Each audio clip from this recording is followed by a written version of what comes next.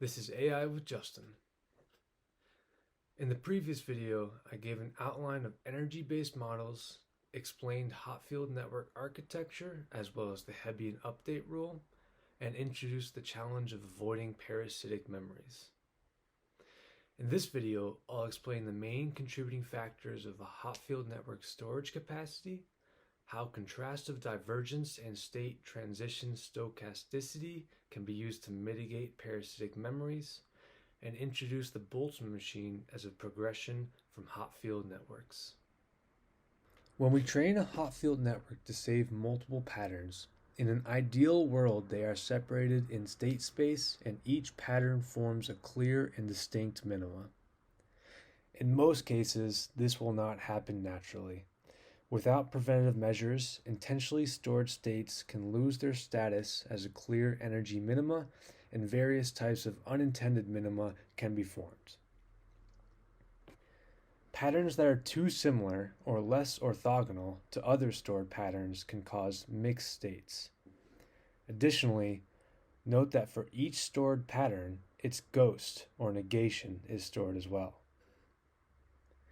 In addition to unintended mixed states, spurious parasitic states can occur regardless of pattern similarity. These issues can cause an evolving network to halt at states that were not intended to be stored, or not halt at states that were intended to be stored. Keeping parasitic memories in mind, when we talk about the capacity of a Hopfield network, we're not just referring to how many patterns we can possibly store, but also the ratio of intentionally stored patterns to unintentionally stored patterns. This ratio will govern the rate at which we can successfully retrieve the memories we intended to retrieve. So to summarize, the capacity of a Hopfield network is a loose term that relates to the successful retrieval rate of the network. Let's attempt to get some numbers involved here.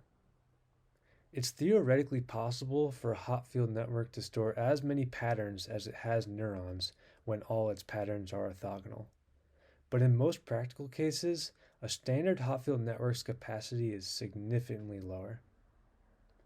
For randomly generated patterns, about one pattern per 7 neurons seems to be a somewhat agreed upon ratio estimate. But keep in mind, this is really situationally dependent. One action we can take to improve the retrieval rate is to recruit the contrastive divergence algorithm in our training process. Previously, when calculating the network's weights while storing multiple patterns, we took the average of each pattern's bit at each position.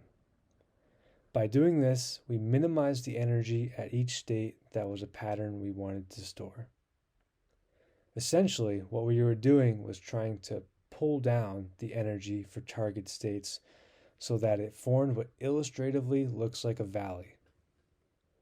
But what if we could also push up the energy for non-target states? In other words, our network would probably perform better if we not only tried to minimize the energy for our target patterns, but also to maximize the energy for our non-target patterns. So how do we implement this second term in our training process? We can still use Hebbian learning to calculate the first term, but we'll need to add a gradient descent process for the second term. This means that whereas training the network was previously one-shot learning, it's now only partially one-shot. Gradient descent will work, but there's an issue. For any pattern of significant length, the problem becomes very expensive computationally. Maximizing the energy with gradient descent for all non-target patterns has an exponential runtime complexity. So instead of maximizing the energy for all non-target patterns, we can be a bit smarter. We can try to maximize the energy just for unintended minima states. In other words, we will seek out parasitic memories and maximize their energy when we find them.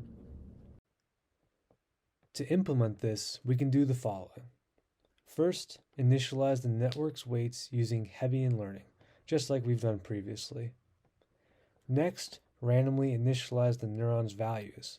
Allow the network to evolve and when it arrives to a stable state, if that state is not an intended memory, maximize the energy for that state. There won't be a way to determine if all parasitic memories have been removed, but this process can be repeated until some good enough criteria is met. We can improve or add upon this process by additionally initializing the neuron's values at the target patterns. If the network evolves from there, that means the target state is not currently a minima, which we want it to be.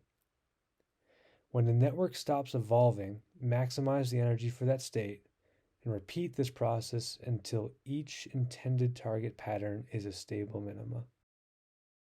So that's how contrastive divergence can be used to train a Hopfield network. It's not guaranteed to fix everything, but it will definitely help. Another change we can make to our network to make it more resistant to parasitic memories is adding some noise into its behavior, or in other words, making the network stochastic.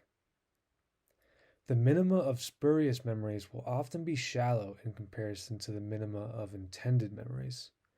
If a standard deterministic Hopfield network is evolving during inference and ends up in a minima, it will settle regardless of how shallow that minima is. But if we imagine noise addition as shaking the state, we can envision how an evolving network might be able to escape shallow minima. We can make the Hopfield network stochastic by making this simple change. Follow the Hebbian update rule, usually. Sometimes, even when a neuron's activation matches its value, flip its bit anyways. If we return to the physical system comparisons from the previous video in the series, an appropriate name for this variable addition would be the temperature of the network.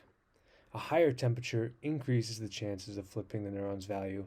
A lower temperature decreases those chances. To utilize this new term most effectively, we can incorporate annealing, where we gradually decrease the temperature over the course of an evolution instance. So far, we've covered how to increase a Hopfield network's capacity by improving its retrieval rate. There's another direction we could be taking as well. With the standard Hopfield network, each neuron represents a bit in the pattern we're trying to represent. But there's no reason each neuron in the network needs to represent a bit in the pattern. We could add neurons to the network that act identically to all the other neurons, but simply don't represent part of the stored pattern. If we do this, we can break down the structure into visible neurons, neurons that contribute to the pattern, and hidden neurons, neurons that don't contribute to the pattern. When evaluating a network for its state, we simply ignore the values of the hidden neurons. Whether we previously estimated the pattern capacity as 1/7 of the visible nodes or equal to the number of visible nodes, with the additional hidden units, the limiting term rises to the sum of the number of visible nodes and hidden nodes. At this point, we've transformed a deterministic Hopfield network with no hidden units into a stochastic Hopfield network with hidden units. This is also known as a Boltzmann machine. So to recap, we've covered what the capacity of a Hopfield network refers to, how contrastive divergence training and stochastic evolution can improve the retrieval rate of a Hopfield network, how adding hidden units can expand the ability of a Hopfield network to represent information, and lastly, we've introduced the Boltzmann machine as an equivalent to stochastic Hopfield networks with hidden units. That's all for this video. If you got something out of it, please leave me a thumbs up and consider subscribing. I'll link resources I found useful in the description as well.